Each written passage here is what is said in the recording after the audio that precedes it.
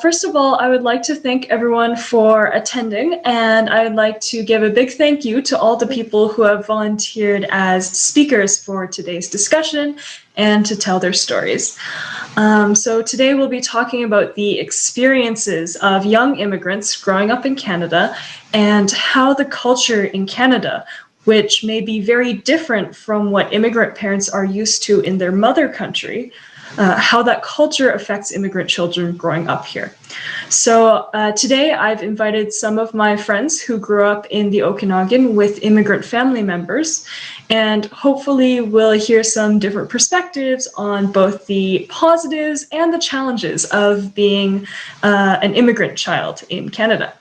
My own mother is also here, as Heidi mentioned, and she will be speaking, I believe, in Mandarin on her experiences. So we will get to hear the story from the viewpoint of a parent watching their child grow up in Canada. So how I've planned for this to go is I will ask each of my friends, the speakers, to present their stories and then end with my own story and then my mother's. And then at that point, we can open up the discussion to everyone here to ask questions or to share your own stories. So first of all, I have here a written record from one of my friends who wanted to be here today, but she couldn't be here in person. So my friend Angela is half Japanese and half Caucasian or white, and she grew up in Penticton. She moved here when she was 8 years old from Japan. So now I will be reading what she has told me so that everyone can hear her story. Okay, so Angela says, first off, I would like to recognize that we are on the unceded territory of the Silks people and would like to thank them for letting us live on their land. She also says, I would like to thank my wonderful friend Joy for inviting me to speak today, although I'm not in person, so I do apologize. So my name is Angela, and I am half Japanese and half Canadian. The first 8 years of my life were spent in Japan, where I was called a foreigner due to my father being white. When I moved to Canada, I was called Asian, so I never quite fit anywhere. Throughout my life, I had spent it trying to find other mixed race people like me to connect with. And when I do find them, I truly feel like I belong somewhere. Although I am half Japanese, I look Japanese, so I have had my fair share of discrimination. My first memory of it was on the first day of school in Canada. Although I could speak English, I was unable to read or write in English. No one in the school notified my teacher about this, so when she asked the class to pull out their journals to write into, I nervously walked up to my teacher and whispered this fact about myself to her. Her eyes widened and she yelled this fact so loud that all my new classmates heard about me, and looked at me wide-eyed. I was marked as the stupid girl that was illiterate in English. I was so embarrassed, I wanted to get tucked away and never be found again. I spent my first year in Canada looking over the alphabet and looking at kindergarten level books, even though she was 8 years old at this point, trying to read and writing down spelling bee words on a piece of paper over and over again until my hand cramped. But even so, I just shook it off and kept going. I was able to catch up to my classmates within a year. Even though this happened over a decade ago, this memory is still etched in my mind, and in the back of my head, I always thought that I was not smart enough. No one told me back then that although I was illiterate in English, I was smart for knowing how to speak, write, and read in Japanese. But because I struggled in English and I lived in an English-speaking country, I was deemed behind in my schooling. I was unable to escape this fact about myself, and people brushed it off once they found out I was half, and that is why I did not fit into the stereotypical Asian stereotype of being smart. So I was labeled by others that I was Asian, but I was not Asian enough. I did not feel smart or included until I left to attend university, because in that environment, I was encouraged to share about my perspective as a mixed race woman. I was encouraged to share about my culture, and we were encouraged to speak up about these social issues, and people stopped looking at me as the struggling girl, but someone who is smart and respected. I would like to let Canadian immigrants know that I have been in your shoes, where you don't feel smart in Canada, even though you may be incredibly smart in your home country. You're not alone, and we should have pride over our heritage, culture, and our language and religion. I had spent years trying to fit into a white-dominated community, and it took me 10 years for me to embrace my heritage and stay connected to my culture. I hope you all know that you're valued and you're not alone. We as a community need to reach out and lean on each other during tough times and encourage one another to keep in touch with our heritage and our culture that we should be proud of where we come from. I have learned in many social work courses that I have taken over the years, and I've learned that community is the way people thrive. Community is kindness and lending a hand to one another. Community is connection, and community is love. We need to be more kind to each other, especially now with the rise of Asian hate. We will come out of this stronger than ever. Thank you all for listening to my story, and thank you to the organizers of this event. So that is what she has said. Next, we have Jasmine. Would you like to share your story? She is here. Yes, of course. Can everyone hear me? Yep. Yeah? Okay, perfect. First of all, what Angela said was very beautiful. I did not know that she had those struggles growing up. And just hearing about what she said, even though I myself was not born overseas and I was born and raised in Canada, I felt that I could identify and I connected and resonated so much with what she said. So, wow, that was beautiful, Angela, even though she's not here. So my name is Jasmine, and my mom immigrated from Burma, also known as Myanmar, perhaps 21 years ago, 22 years ago, about that. And even though she's been here for a long time, she's made sure never to forget about her country and our cultural ties, and I'm very grateful for that. But I was not always grateful for that growing up. Growing up, we lived in Maple Ridge, which is a suburb outside of Vancouver. And I went to a Catholic school. And in this Catholic school, even at a very young age, I couldn't quite put it into words, but I knew something was a bit different about me and the rest of my classmates just by looking at myself in the mirror and looking at them sitting in class. I couldn't quite put it into words, but this feeling, I did not like it. I wanted to know why I did not look like them. I wanted to know why, when I looked at my mom and looked at their parents, how come they were so different. I didn't like this difference, and I believed that difference was a bad thing. I wondered, Mom, why is our food so different? How come when we have to bring food to school for a potluck, why does it look different from what the other parents bring? How come when I go to my friend's house, how come we are served different food? How come when I come to school when it was cultural day, how come my clothes look so different from their clothes? Why do you talk in a different accent? And I remember asking, why couldn't you talk normal? Why couldn't you talk like my other friends' parents? And looking back at that now, I am ashamed of how embarrassed I felt, but we didn't have any friends in that community that we could congregate. We did not have that we did not have an Asian community, let alone a Burmese community.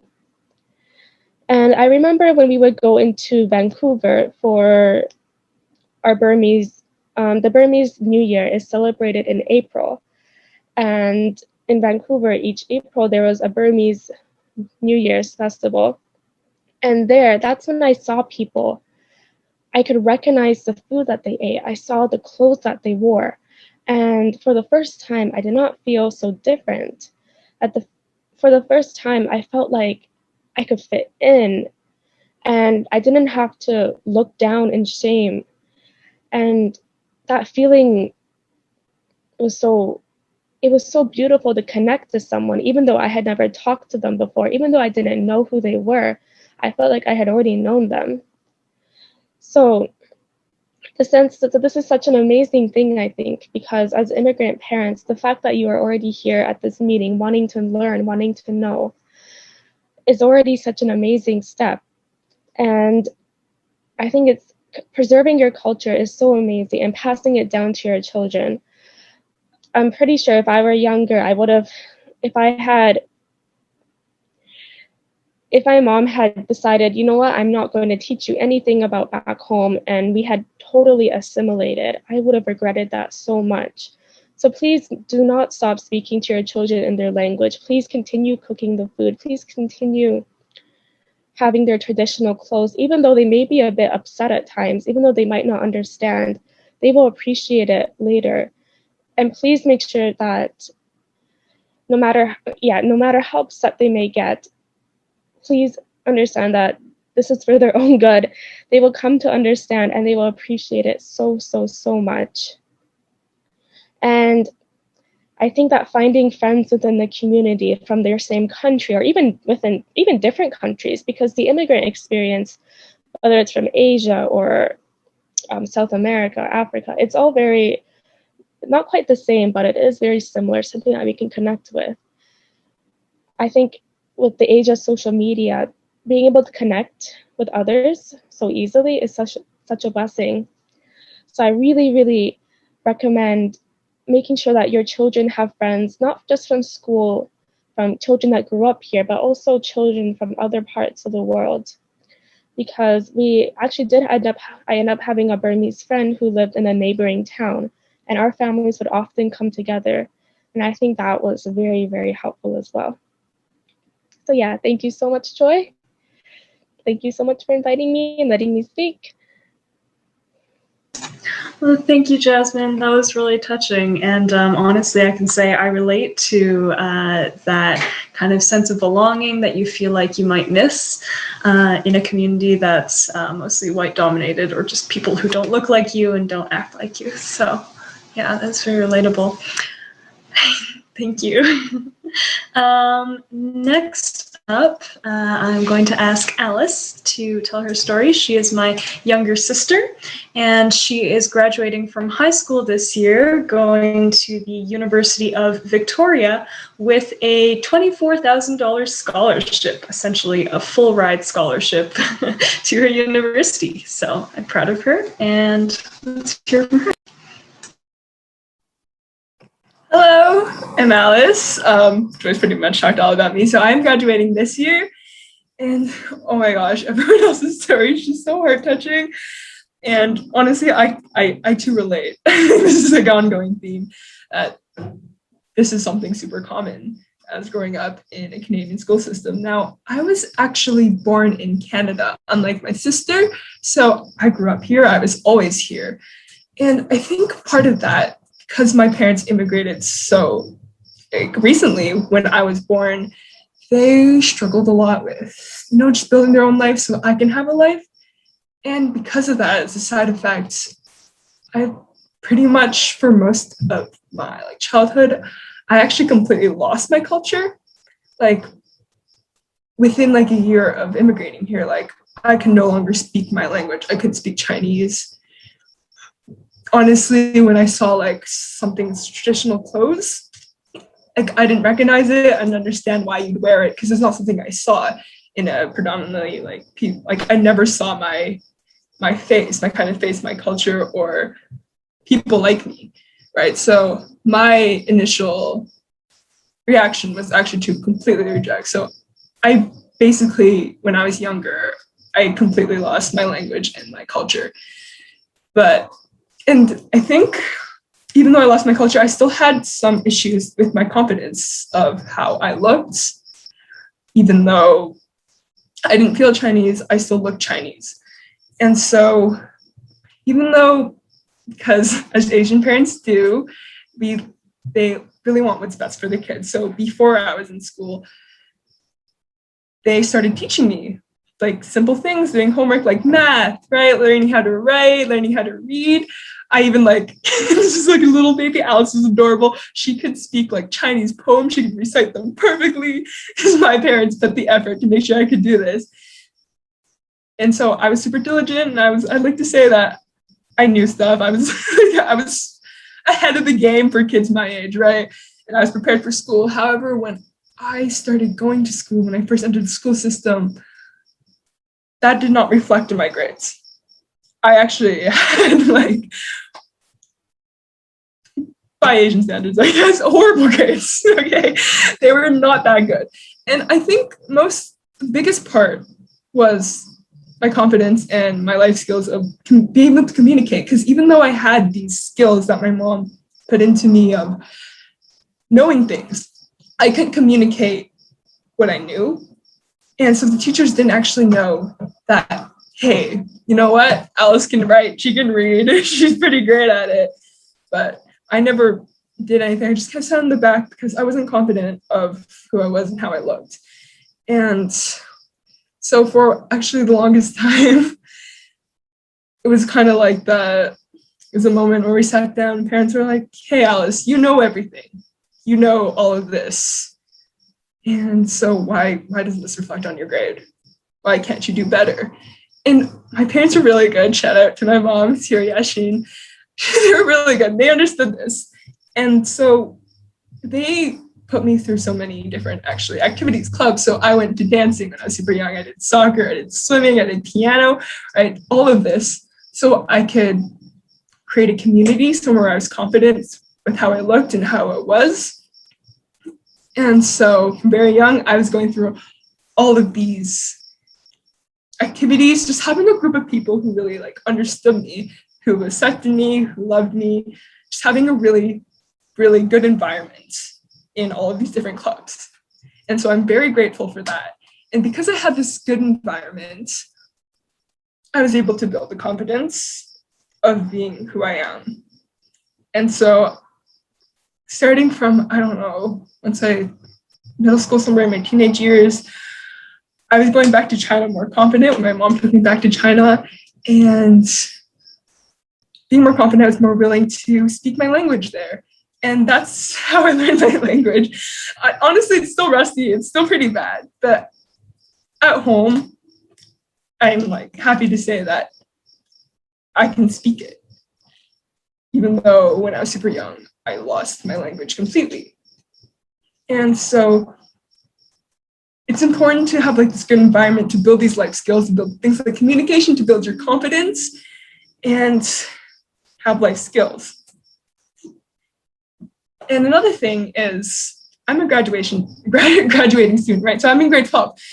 And this year, I was applying to so many universities. Now, universities are changing. They're changing a lot. So back then, it was just you got good grades? Great, come to my school, right? We want you. We care about this, number percentage on your report card. Just because that validates who you are. And it's changing. It's changing a lot. Now it's your grades, numbers on your report card, it's super easy to look at. But that's only half of what they want. What they really want is they want to see who you are, what you did, what you love, right? They want to see your passion. They want to see what you did in your community, how you helped your community.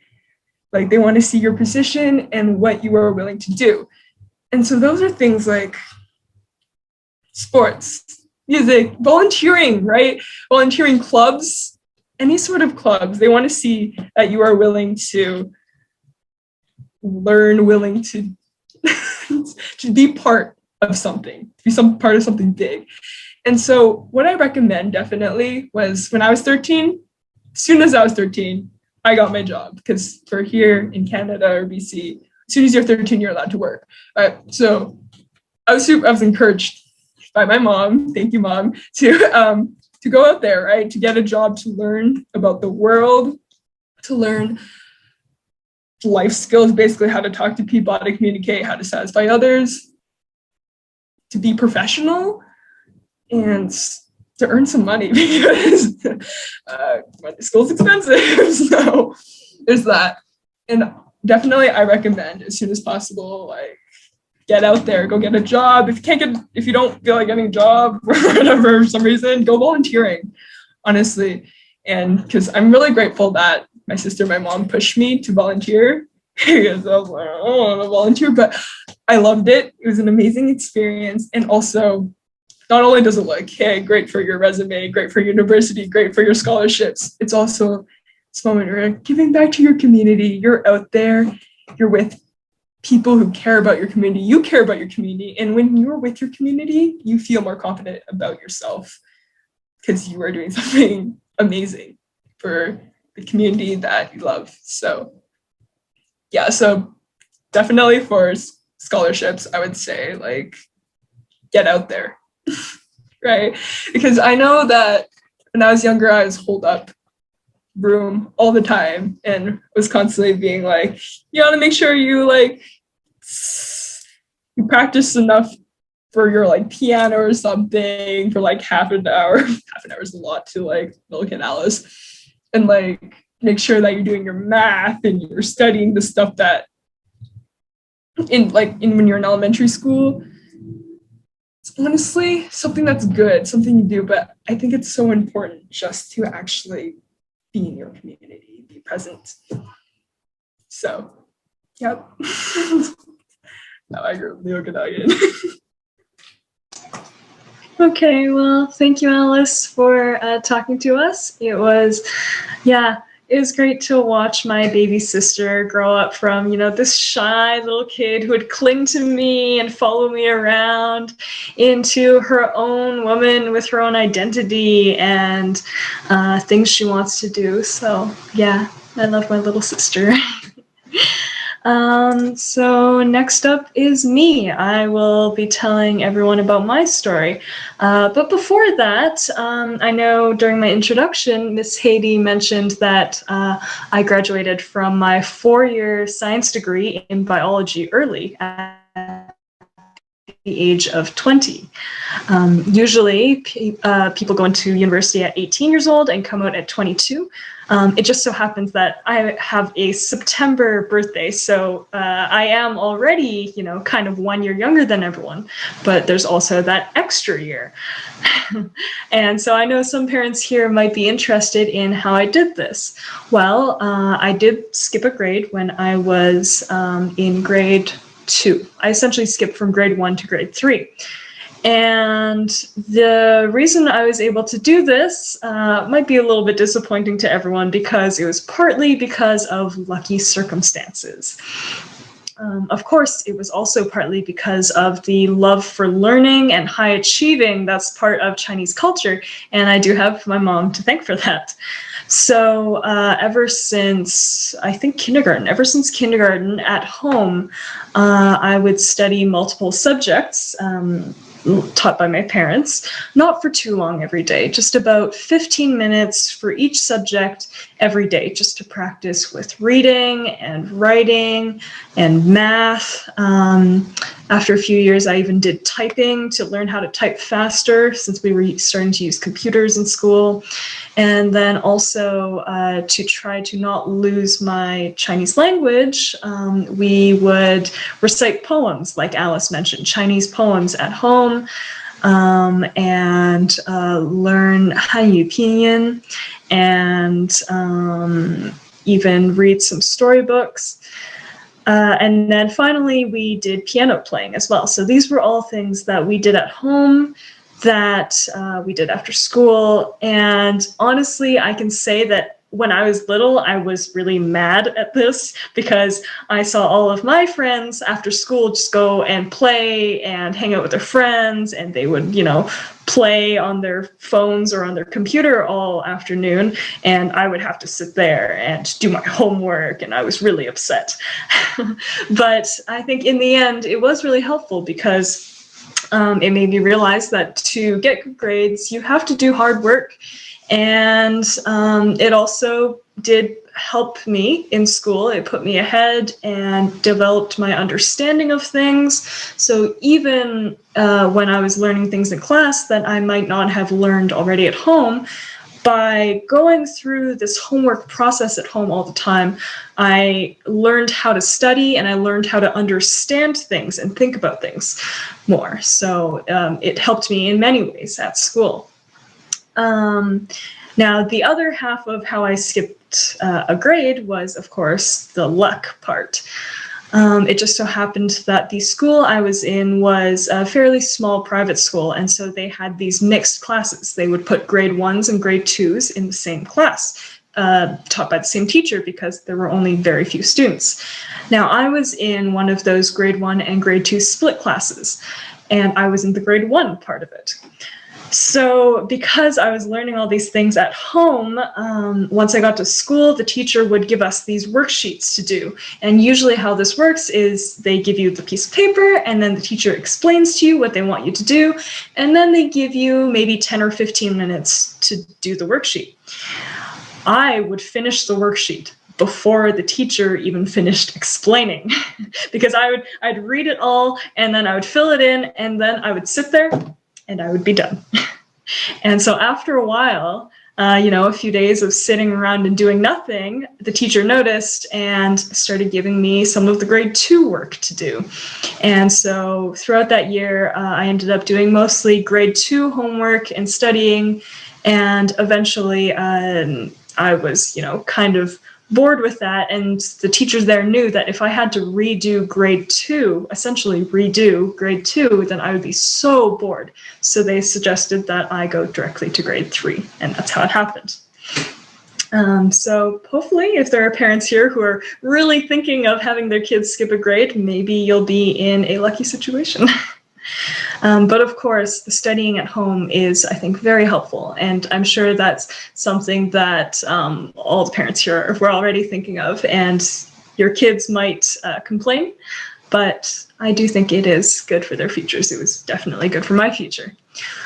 Now, of course, skipping a grade is good because I got through school earlier and I was always, able to show others and teachers that I was pretty smart. But there are also bad parts to it, and that's what I will be talking about next. So the next part here might be a little bit sad, but this was my elementary school experience. I had a hard time adjusting to some parts of Canadian culture, especially in school, because not only did I look different, I acted different. One major thing in school, I think that's different between China and many Asian countries versus here is that in such competitive countries like China, where school is competitive, it's a good thing to show that you're smart. You always want to raise your hand and answer the teacher's question, and you want to get good grades. And if you get good grades, then the other kids will be like, wow, you're smart. Whereas here in Canada, there are a lot of kids who don't think that. If you go into class and you're answering all the questions and not giving the other students a chance to answer questions, and if you're trying really hard in school, the other kids, they notice that. And for some reason, they think, oh, you're trying too hard. You're trying to be a teacher's pet, is what they call them. Or, they call you a nerd. And so you start getting picked on, unfortunately. So I struggled a lot throughout my years of elementary school, and I was not very happy because it wasn't just that either. There was also having to do with my looks and my race. Overall, it may have been bad, but it did make me stronger. And that's not to say that anyone should go through what I went through. I hope that no kids ever have to endure what I had to go through. So here's kind of the details of what happened over my years of elementary school.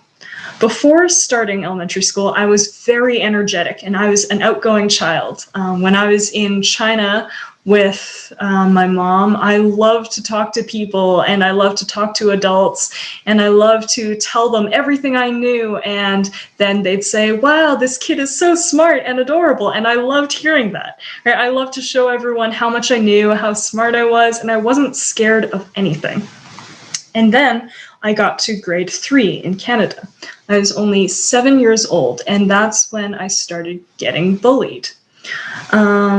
It was probably in part due to me studying hard, like I mentioned earlier, partly probably because I looked different and because I acted differently. And maybe because I loved studying so much and I loved telling everyone how smart I was, maybe they didn't like that. But eventually I started getting excluded from the other students. They wouldn't let me play with them at lunchtime, and I remember I would just sit against a wall in a corner for a long time during lunchtime because no one else would play with me.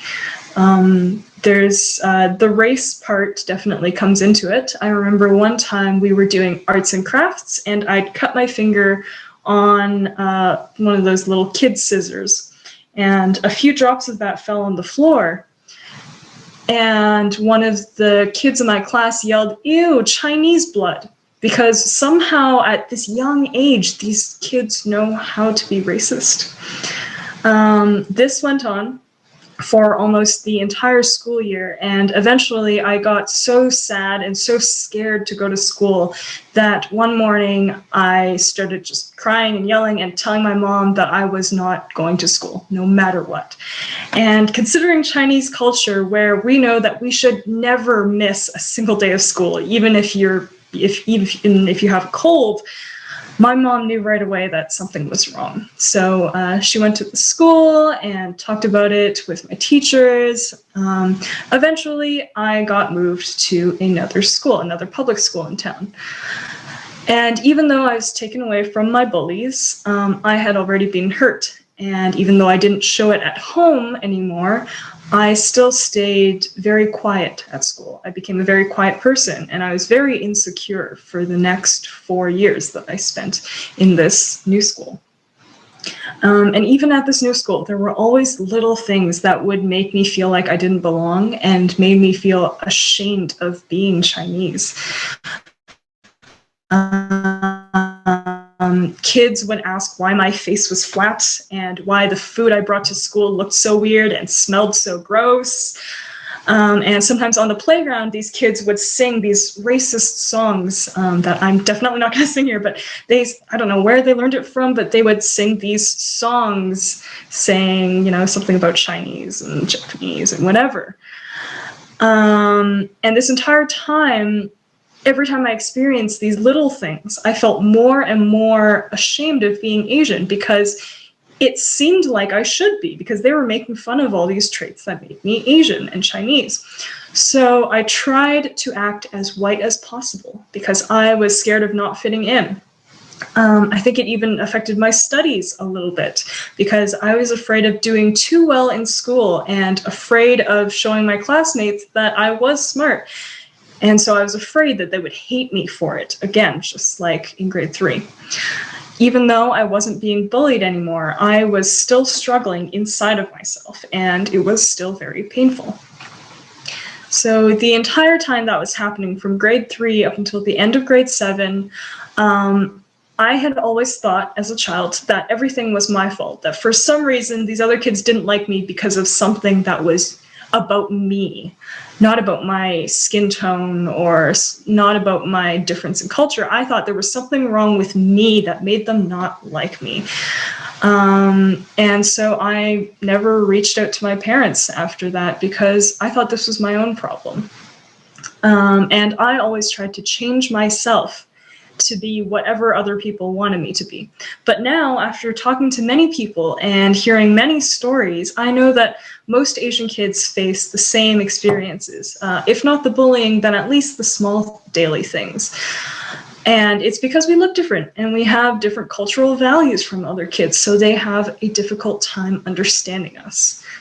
And I think to this day, I still have trouble with showing my Chinese culture because of the worries and kind of the ingrained habits that I developed as a child. So to all you new generation of parents, I hope that you can keep your eye on your child and look for signs. If their attitude suddenly changes, like mine did, from being very outgoing and very talkative to suddenly being quiet, then please don't just assume that that's normal. It doesn't hurt to reach out to your child and ask if something is wrong, right? Ask if there's anything that's making them sad in school. If, like in my case, a child thinks that it's their own fault that they're being bullied or excluded, then they might not think to ask for help. And so parents have to be the ones to ask. And let your children know that it's not their fault if someone doesn't like them. Obviously, I'm not a psychologist and I'm not a child care expert, so I can't tell you how to completely fix this problem if your child goes through something like that. But reaching out and knowing what your child is going through and communicating with them is probably the most important first step. So yeah, thank you everyone for listening to my story. I know that might have been a little bit depressing, but it is something that I believe there are many children, immigrant children, go through this, and so it's something that's definitely worth knowing if that's happening. Thank you, everyone. Now, lastly, I have my mom, and I know the time is getting a little bit tight here, but my mom is going to be going last, talking about her parenting experience, you know, from the other side, the other perspective. And she will, I think, be speaking it in Mandarin or English. I'm not sure, but yeah, I will let her take that away. 大家好. So maybe in English first. So my name is Yashin. So I'm Joy and Alice's mother. So I think because of the time already tight, I will talk about one, I think, really important things that's a volunteer. No hurry. No hurry. Yeah, it's be the parents and also for the children. 大家好，我叫雅欣，我是那个教育和 Alice 的妈妈。我想呢，就是说，谈一些呢，就是说，因为我的孩子是在这儿长大的，我觉得对于父母和孩子来讲，包括对他们的将来非常重要的一个就是做义工。就是说，刚才教育也说到了，他小的时候在学校的时候曾经被别人那个歧视过，然后呢，是因为他呢，就是说在学习上可能显示的比别人更好一些，然后呢，这可能是说引起孩子们就是那种就是说呢觉得不舒服，因为在加拿大呢，他就像教育说的，就是说他的那种攀比或者是那种就是competitive。就是那种呢，就是不是那么就是非常的明显，更多的呢，他们就是比较的平淡去学校学习，然后你不必要非常的优秀这种的。但是我觉得作为父母来讲呢，因为我的英文不是很好，我来加拿大的时候，我的已经差不多有20多年大学毕业，然后从来没有用过英文，英文已经都还给老师了，所以呢，那个我虽然英文不好，但是我家2个女儿去幼儿园和去学校的时候呢，我都经常会去做义工。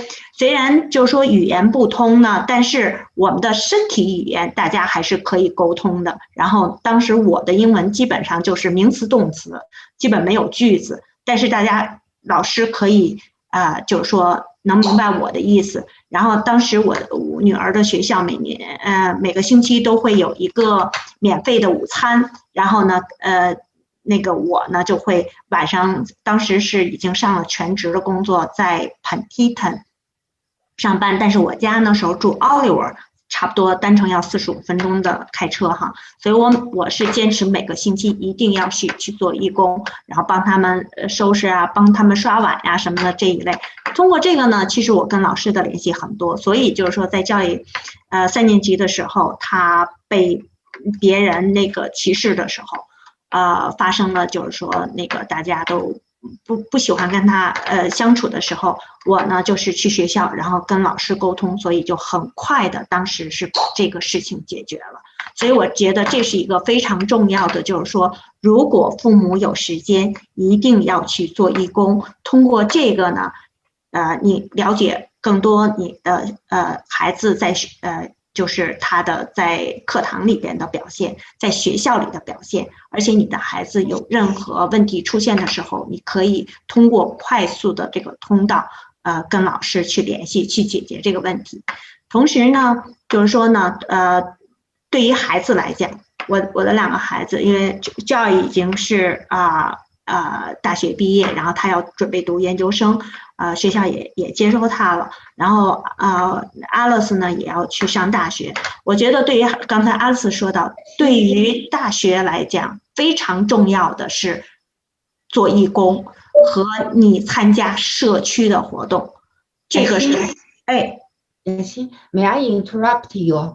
Because we have several non-Chinese speaking attendants here. I would like to translate the important piece of your speech. And before I can quickly get the point. It's okay? Yeah. Thank you. Okay. So sorry if because we have lots of parents maybe don't understand the Mandarin. So I just quickly got the point what I talked. So I think in Canada, be a parent to do the volunteer is really important for the parents and also the benefit for the children. When I was at the beginning here, so my English was just beginning, but I don't know how to speak English. But your body language, you join the school the activity. So that is a kind of a communication, and the teacher and well know you and your children. When that's happened, Joy got bullying, so that's time I quickly contact with the school, contact with the teacher, and solve of this problem. That's I think in Canada. So if parents, if possible, to do the volunteer, that's really important and benefit your children.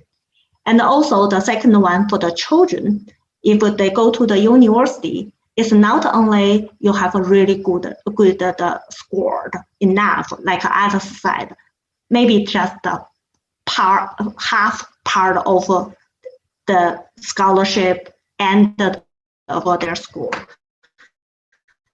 So, and also important for the children and to do the volunteer and join the community, the activity.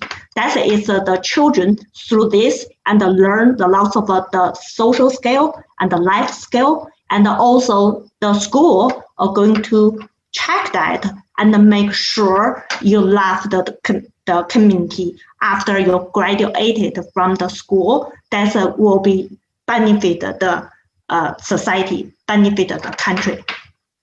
我再说一下中文第二部分，就是说对于孩子来讲，他申请奖学金的时候，只是他的学习成绩可能只占一半，但是另外那一半呢，非常重要的就是他参加社会活动，参加义工，因为大学要确认，就是说你这个上完大学以后，你对这个社会是有贡献的，所以呢，你通过参加这些社区活动，通过去做义工，这样呢，就是说孩子呢可以在这个过程中学到很多的跟人家沟通的技巧，然后呢面对各种困难的技巧，然后呢就是说你学完了以后会对这个社会能够贡献你所学的东西，这是学校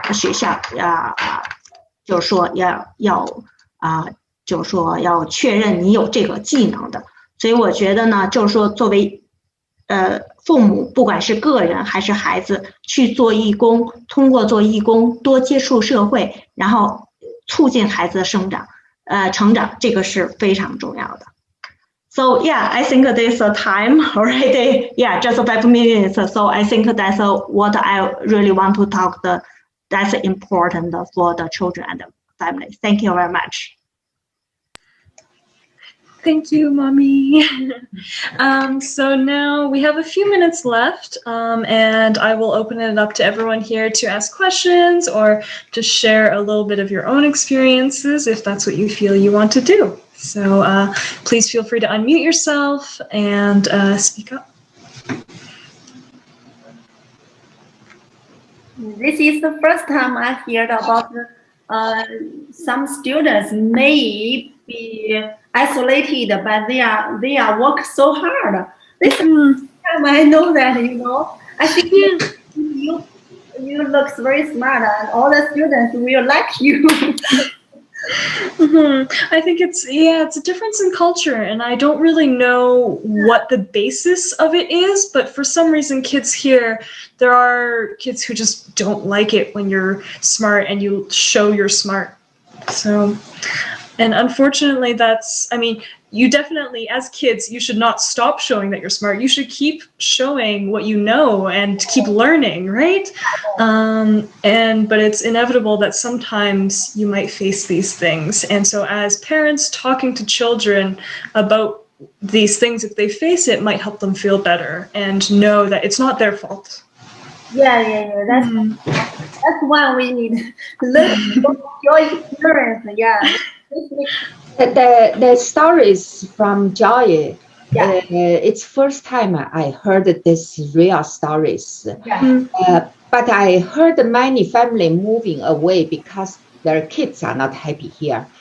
I think what Yaxin said is very important. In Canada, we need to raise kids as a whole human being, a complete person. Not only good marks, right? So Yaxin said when her kids apply scholarship, studentship, 50-50 of the marks and the volunteer time. So imagine this is what we need to know, I'm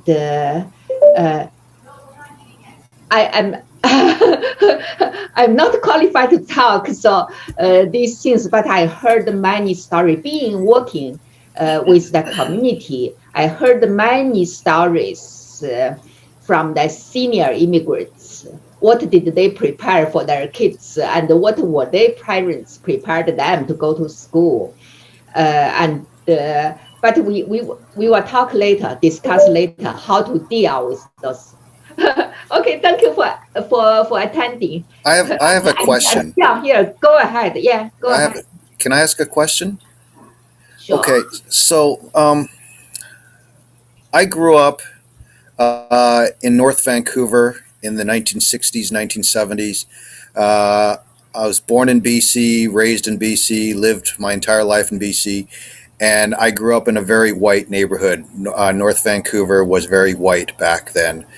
My wife was born in Hong Kong, moved to Canada when she was 8 or so, and grew up in Richmond. And she went to school in Richmond. And as you know, Richmond, especially now, but even back then, was has a very large Asian population.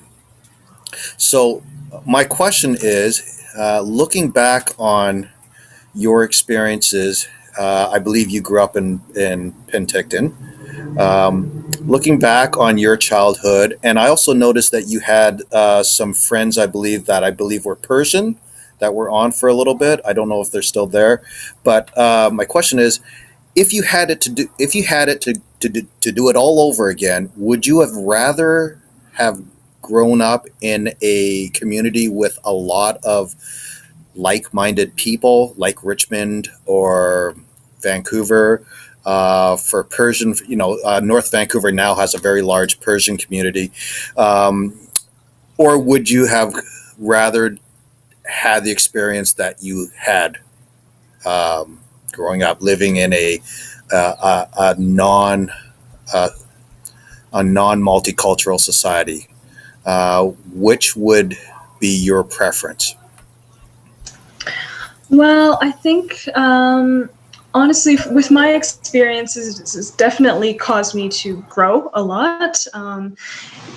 Going through these things makes me stronger, for sure. And there are definitely a lot of things that I learned from being in a more kind of white culture, being Canadian culture. Like Alice mentioned, I don't know if she mentioned it specifically, but when we were in high school, both me and Alice, we did a lot of swimming. And with that, at least with Canadian culture, you have less of that competitiveness against other kids, that idea that you must win, you have to be better than others, which might be more prevalent in kind of Asian minds and Asian culture.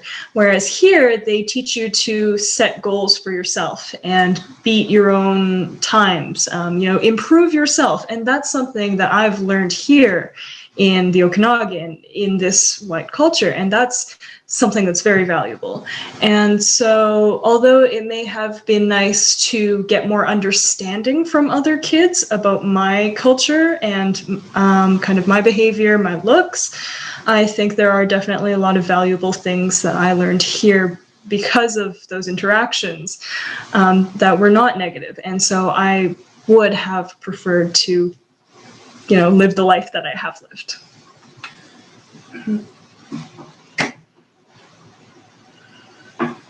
Hi, so yeah, just bringing up with what Joy said, definitely I would say that I would have loved to have grown up in a more diverse area. And growing up in these small Canadian towns, you definitely do, it's going to be white majority, no denying it. However, moving on towards university, that's when you really build a community there. That's when, honestly, I can say that's when a portion of my life really opened up and really began. That's when you meet people from all over the world, and when you really connect. And yeah, there are some differences between you guys, differences in how you grow up, differences in how you do things, but I think it's so beautiful in how you learn from each other. And so I think maybe this is like a bit pushing kids a bit too early, being like, oh, university is going to get better. But definitely, I can say 100% university has surrounded me with so many multicultural friends, faces, and yeah. I definitely don't want to say that growing up I wanted to live in a more like just Burmese-based community. I don't want to say that, but I would have, or I don't want to say that I wanted it to be like completely white-filled, but I would have loved it if it had been more diverse, and because when you're in the face of homogeny, then that's when you really notice how much you stand out. And standing out is a beautiful thing, but you don't really realize it's at a young age. But now, sound like an old person, but now you really realize how much you luck out in. Because who wants to be the same, Mm-hmm. Thank you. Okay, thank you for that. Thank you. Okay. Is there any other questions or anything you want to share here? Hi there. Sorry, I don't know if you can hear me. My computer and mic are kind of giving me a hard time. My name is Paige. I work for a nonprofit called CARES. Just want to say thank you so much for putting this on. It was really lovely hearing from the Asian community and all of you guys, all your stories and experiences and stuff. I really appreciate it, and thank you for inviting me. I have a quick question, I guess, for former students and parents. I know, Joy, you were talking about how you experienced, I guess, racism at a young age. I think that's pretty prevalent for a lot of kids of color. I'm just curious as to when you did go to the principal, how did the school react, and did the school board react in any way, negative or positive? And if there's anyone else who has any comments on that, I'd love to hear as well. So I answer this question? Yes. Yeah. So that's after happened to Joy. I didn't go to the school board, but because I had a really good relationship with her teacher. So yeah, we just talked about this happening, and the teacher, and I think that's almost finished grade 3 just before 1 or 2 months or something like that. And the teacher just asked her daughter and play with Joy and closer to Joy. And also, I think after that, so this the teacher did some work and is getting better. But at that I realized Joy needs some challenge and need like some competitive classmates. That's why I moved her from one school to another school. And actually, I had some problem beginning because of the one of the other school, the principal said, okay, because Joy younger than the others, almost 2 years, is I would put her back to the redo the grade 3. But I told him no, because Joy, or in the grade 3 to grade 5, the class together, she already was the top student. If ask her redo the grade 3 again, she must be really bored. That's a time I didn't realize. Now it's a kind of I feel that's give me the sign is that this was just a problem and caused that problem.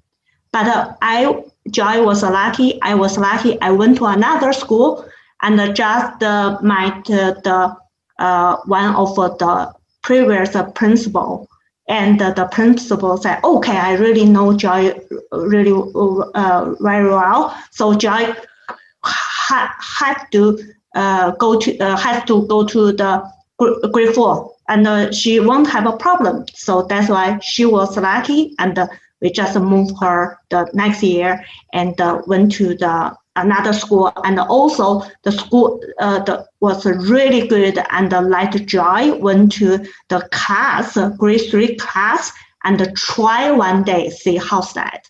So, and then later Joy left that school, so we just moved to that and solved this problem. Yeah, and but I think it's look like the bad things, and like Joy said, also that's the good things. I think that is the children that learn, even heard, and learn how to face some negative things. That's in the whole life. You always have to face the negative things.